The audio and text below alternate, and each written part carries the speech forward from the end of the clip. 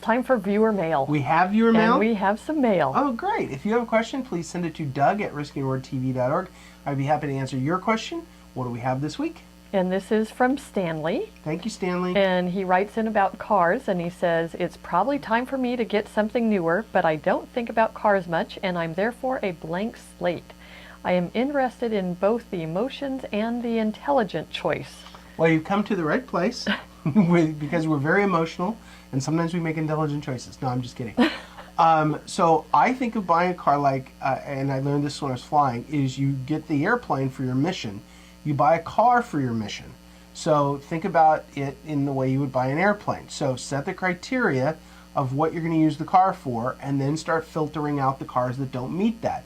So for example, when I bought my last car, one of the things that I knew was going to be a criteria is I need 4 sets of golf clubs, 4 overnight bags, and 4 guys so we can go golfing away from wherever we are overnight or for a week or whatever.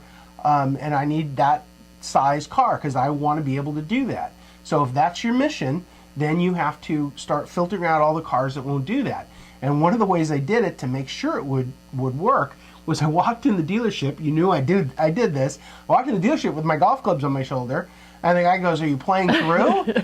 I mean, he did. He was like, "Are you playing through?" And I go, "No." It was the strangest thing they'd ever seen. That's right. And I go, "No, I'm finding out if I'm buying a car." And you would be surprised how many cars have wheel wells inside, even though they've got big cars, huge cars. Big SUVs. They got wheel wells that golf clubs are so long they won't fit in lengthwise. You have to kind of cockeye them in there.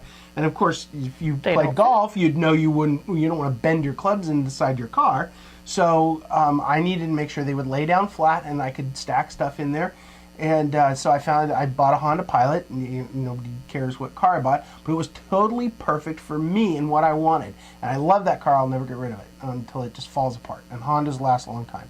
But everyone's mission is different. You know, those little smart cars. If you have kids, those little smart cars are cute for commuting. I mean, they get great gas mileage. And if you're just moving around town, I don't know. I drive a smart car around town. It's perfect for the mission. If you're commuting, that's great. Vans for families. You got a bunch of kids running in and out of baseball games and soccer matches and stuff. Vans are the mission. So think about your mission first, and then filter out all those cars, and then add all your criteria, and you'll be making a decision. Incidentally, about the emotional side, part of your mission might be a midlife crisis, right? Part of your mission might be your ego or to impress someone else. The kids are out of the house and you don't need that extra room now. I need that Corvette. I really do, for my ego. It's my mission. Or, for example, a salesperson that has to go pick up clients. And if a salesperson has to go pick up clients, they have to have a decent car. So your mission might be there to impress, which means you'd spend a little bit more than you probably would otherwise. Regardless, write down all your mission, your criteria, and then prioritize them to filter through them. Well, once they've decided that, how do they go about actually buying the car? Good question. I have 2 different ways. The first way was the way I bought the last Honda Pilot, is I found out what I wanted. I walked in the dealership, I measured the clubs, I looked at all the accessories, did all that stuff, found out exactly what I wanted, and I went to Costco. Now, I don't want to plug just Costco, but I did go to Costco. They've got a savings plan here that you punch in your zip code and stuff, and they can find your vehicle. And my deal with that car was $500 over dealer invoice. So the dealer made something, but I didn't have any hassles on price negotiations. I got all the benefits of any discounts and financing and stuff that were available to everyone else. And it was hassle-free. In fact, what did it take us? It was completely hassle-free. Yeah, I'd never experienced that before in my life. I think Costco tells them if they give us hassles, they lose the Costco business or something. I don't know. Yeah. But it was like, they didn't even try to sell me anything. It was like, this is your deal? That's great. Sign here. We're done. And it was so easy. It was unbelievable. So that's one way, is start with Costco. You know, why not? It was a great way. It was a great way. The second way is when I bought Brenda's last car, I didn't think about Costco. I don't know why I didn't, but I didn't.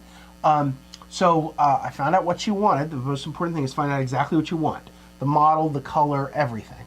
And then I emailed every dealer in the Bay Area of that particular car. She bought a Honda Accord. So I went to every Honda dealer and I said, I want a silver blah, blah, blah. All the details of exactly what I wanted.